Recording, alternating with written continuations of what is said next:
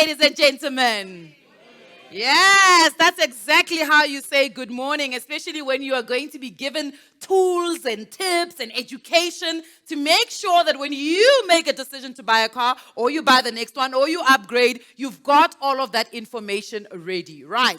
So my name is Nicolette Mashile. I am going to be your host today. So welcome officially to the Renault Car Convo. Today is going to be a session that is going to be very educational, and that is what is going to serve educational purposes. Secondly, we also understand that people's driving style, people's preferences are all different. So all of the tips and guidance that you're going to hear today in here, please understand that it is guidance and just tips. It is not really to influence the decisions and preferences that you hold as an individual. And that's what we want to do today. We want to put together building blocks to create a predictability plan when it comes to your car purchasing journey. We don't want you walking into the dealership and being very shocked and surprised as to, why is this person speaking to me? Why are they asking me about my needs? Why are they asking me about where I'm going to be driving? This is what you are going to be expecting. How many of us, when we buy a car, we just worry about the installment?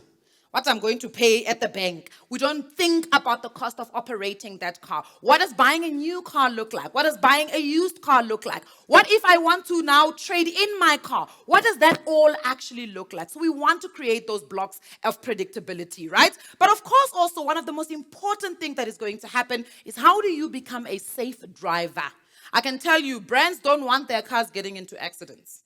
It does not look good that cars, it's always the same car brand that's getting into accidents. So we make sure that while we're taking you through the journey of purchasing your car, there's also that safety element that we're going to be teaching you on to make sure that you become a responsible but also a safe driver on our roads.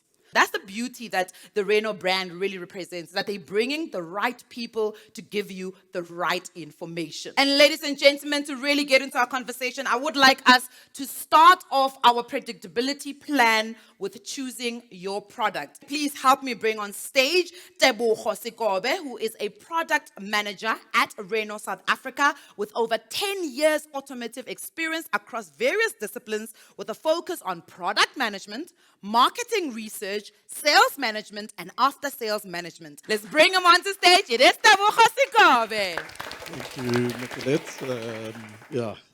Good morning, everyone. Very excited that you could join us this morning. And we'll just jump straight into it. I have the pleasure of taking you through the first phase of the vehicle purchasing journey. So mainly starting with the choosing your product. I'm sure for a lot of you in this room, this is a very familiar sight.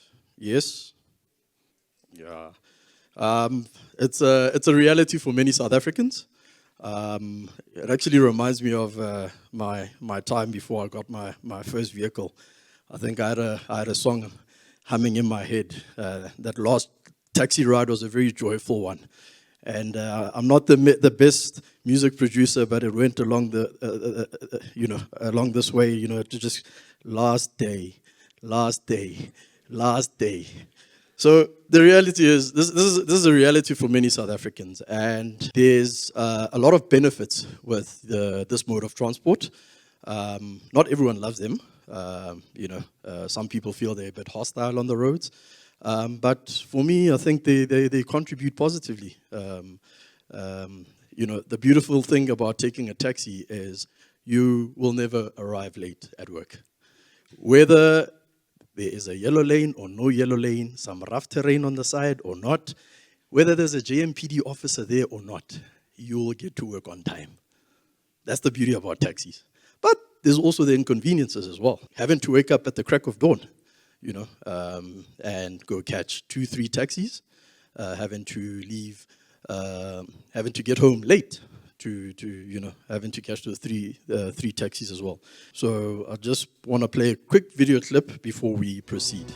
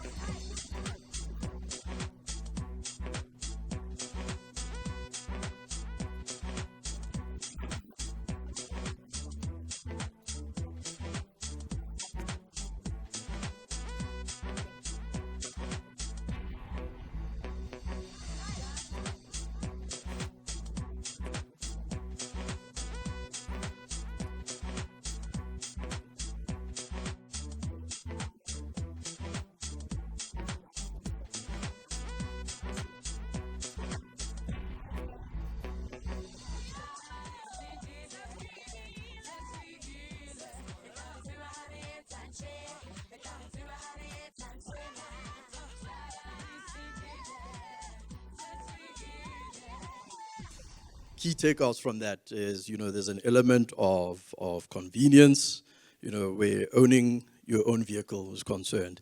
And they've also made reference to some inconveniences of having to use public transport, as we touched on earlier on, the having to get home late or, having to wake up at the crack of dawn. So very much like Lerato here, who's a young marketing graduate. All she knows all her life is public transport from when she was in high school right through to university, and even now when she's working. She's just started recently working as in the marketing department in a company, and her mode of transport to work is taxis. She catches about 3 taxis, leaves home at about 5 in the morning to get to work at 8, and she gets home at 8 o'clock at night. So, that's a bit of there's not just the inconvenience, but there's a safety element also associated with that. And also, I think she's at a stage now where she feels like, I've worked for 6 months, I've now got buying power. I don't have to be forced, to sit, the whole 4-4 maslalisane. I'm tired of that, being squashed between, certain passengers. I'm the tiny one, and then there's, but also, no more having to listen to the salespeople at the taxi rank, selling cool time, juice mayo, So she's got enough buying power now to purchase her first vehicle. And one thing she's mindful of that is that she needs to maintain a healthy credit score. Like with anything that you have to purchase on credit or get financing from a bank, you need to maintain a very healthy credit score. And what she wants is not just the mode of transport. She wants a car that's an extension of her, something that resonates with her personality, something funky, something very energetic, something, something that just resembles, it's an extension of her. It must have vibrant colors. It must be more than just a mode of transport. So she's done her research, inquired with a couple of people around the bar stand, over meals, people who own vehicles. And she's identified a particular vehicle, she's done some research, and the next step for Lerato is to do a needs analysis, where she sits down and she starts doing a checklist for herself. So, that means that her plan is that every 3 months she wants to go home, visit her family, and public transport, it's having to travel that far can be a bit of an inconvenience. So for her, the kind of vehicle that she wants, something that can accommodate her needs when she's traveling to Lephalale to go visit her family, but also, to commute to work on a daily basis. Something that comes to mind is the poor road conditions. So she wants a vehicle that can tackle the poor road conditions that we currently have in our country, something that's not very soft, but something that'll take on those tough conditions. And also, in light of the rise in fuel costs, you want something that's very fuel efficient. Something that's not going to hit her pocket. Something that's going to be, call it affordable in terms of a fuel tank, fuel efficient, something that can, can accommodate that need. And also, if that option is available, what she's mindful of living in Gauteng is that if she can get a vehicle with auto transmission, that would be great. Not just for the metro or traffic in the metro areas, but also for most of you that have traveled to Limpopo around Easter time on that N1. On a Friday, you would know, Thursday, Friday, you know that, the traffic congestion is just, it's bad. So the convenience of having an auto transmission vehicle, that's a plus for her. Another thing is, speaking of traveling to Limpopo, and also traveling within the metro areas, the benefit of having navigation with live traffic feeds. So in the event where she's traveling to work and there's an accident, she wants a vehicle that will be able to plan her journey to her destination. And also, while doing that, she wants a vehicle that, can basically mirror her phone and let her enjoy her music, her playlist while traveling to work or traveling to go visit her family. So she's done this checklist. She's identified a few key vehicle attributes that, matter to her. Now, each individual has different attributes. Someone from a metro area might say, a vehicle with high ground clearance or doesn't really matter for her or him. Their interests are something else versus a Lerato. But in Lerato's case, again, she wants something that can tackle those tough road conditions. But she's more of an SUV person. She loves an SUV, the look and feel of it. It's very aspirational. She loves it. And also, comfort is very key for those long distance trips, and the convenience, again, navigating and being able to play your music while traveling. Safety is a very key component for her. So she wants something that's safe, not just for herself, but also for her passengers. And then the final one is total cost of ownership. So she's identified all of those features. Very important. She knows what she wants in the vehicle, what's important to her. Now, in terms of total cost of ownership, it goes beyond than just the monthly installment. So there's the monthly affordability. Then there's the insurance factor, which you need to incorporate in there. And then there's also the fuel efficiency, how much it will cost you to fill up a tank every month. It's one thing to fill up a tank, but how fuel efficient is that vehicle? There's other elements as well, including resale value, which people tend to not be aware of or disregard. Sometimes you buy a vehicle not knowing what the resale value is. Resale value meaning that you buy that vehicle, if your intention is to trade in that vehicle in 3 years' time, you need to know that the type of vehicle that you're buying, you'll get the kind of returns in order to not have to call it load extra, meaning that there won't be a shortfall when you trade in that vehicle. So those are just some of the key elements that, from a total cost of ownership point of view, that stand out. But also, something to consider is that you could be traveling on the road, on the highways. There's roadworks happening on the side of the way, on the side of the highway, and you get a stone chip. Can you afford to replace that windshield? If you hit a pothole and you damage the tire, you have to replace it. Can you afford to replace that tire?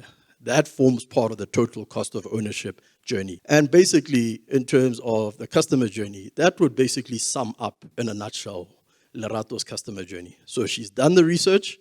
Now she feels confident enough in terms of what she selected. She's done some comparisons with some competitors, but she's identified this particular vehicle. It resonates with her personality. It's all about who she is. It's an extension of her. And she decides, you know what, I'm ready now to go sit with a qualified dealer person who's going to educate me even more and take me through the car. So the next step is a dealer visit. Let's give a round of applause for Tebogo. Tebogo, you can just join me in the hot seat. Just a quick a couple of questions. But there's a saying that goes, people don't buy products, they buy experiences. When you look at the products that are available at Renault, what exactly are you guys selling to the consumer? I think with selling any vehicle, it goes beyond just selling the bells and whistles. When we say bells and whistles, the features that the car's got, this type of infotainment screen, it's got so many kilowatts and so much torque.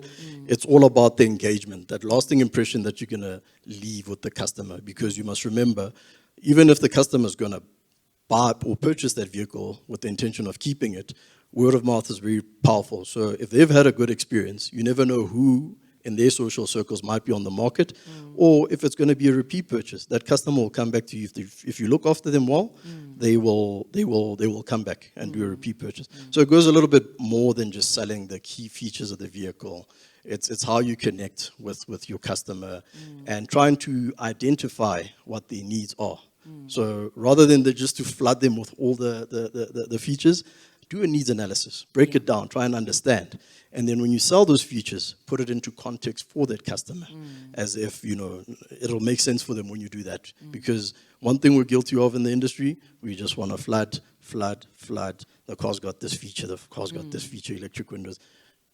Do a needs analysis, understand your customer, then put things into context for them. So basically speak to their biggest need, because you can tell me about electric windows, but if it's not a thing for me, it doesn't actually matter. Exactly. Whether I've got, maybe navigation, as you mentioned, there is far more important to me. In fact, this morning as I was driving here, I saw traffic and I said, what am I going to do? But then at least I've got that navigation to be able to see which roads I can take as an alternative that will still lead me back to the main road I needed to be on. Correct. Let's talk about Lerato. You spoke about Lerato And I think for many of us, as we were listening to who Lerato is, the profile of a person like Lerato, at some point in our lives, we were there where Lerato was. I mean, with exceptions, maybe we're not traveling on the N1 in peak traffic during Easter to, Limpopo, Kapara, ZCC, Rakel Kerekeng, or wherever we're going. However, we still fit some parts of the market segmentation of a person like Lerato, right? Yes. What would you say are the top, and I know I'm narrowing you down, 3 things that one should really put as a high consideration when they are choosing a suitable product for themselves? Okay, so it all boils down to the rands and cents. So affordability is very, very important. Affordability beyond just the monthly installment for the vehicle. Absolutely. We touched on it with the total cost of ownership, the insurance factor, and all other elements linked to affordability. That's very key. In light of what's happening now, which is affecting all of us, the rising fuel costs. So fuel efficiency, the operating costs of that vehicle are very key. So fuel efficiency is a number 2 there. And, the design. Today, vehicles are not just a mode of transport. Yeah. Even the entry vehicles are, from a design point of view, are very attractive. So other things that come in there as part of the design is comfort, the convenience, and all of those. So those would be the 3 critical elements that a Lerato or a customer very similar to Lerato should consider when making a purchase. What are some of the mistakes that you see people, making when they're first-time car purchases in terms of product choice? What type of mistakes have you seen that are quite trendy that people make often? Even though you're looking at, we touched on affordability, very key and critical element. But there are times where you may find certain brands being a lot cheaper. And I like to make reference to an analogy. My little brother likes saying that cheap is expensive. So you might buy something that's very, very cheap today, but you don't know what might happen 10 years down the line, in the sense that the brand might pull out of the country. If the brand presence is very key. You need to know how long that brand has been in the country, their footprint in the country. So you have a Tebo hotel traveling from here, going to as far as Kuruma, Northern Cape, or Mafikeng. Is there a Renault dealership? Can I find it in the event something happens to my vehicle? Yeah. So those are elements that one needs to consider over and above, all the elements that we've touched on. I like that. And I think it's quite a key one. Is you don't want to find. The other day I was trying to buy my mom a car, and one of my biggest worries was, is there going to be a dealership for her to take it for, for service close enough for her to be able to not need to travel 104 kilometers to where it is? So I like that idea of really looking at the brand presence and the footprint of that brand. Thank you very much for such invaluable information. I'm going to be talking you through what to expect when you walk into a dealership. Now, most of you will be like, oh my gosh, they just want to take my money and run. But that's not the case. When you walk in, you will be met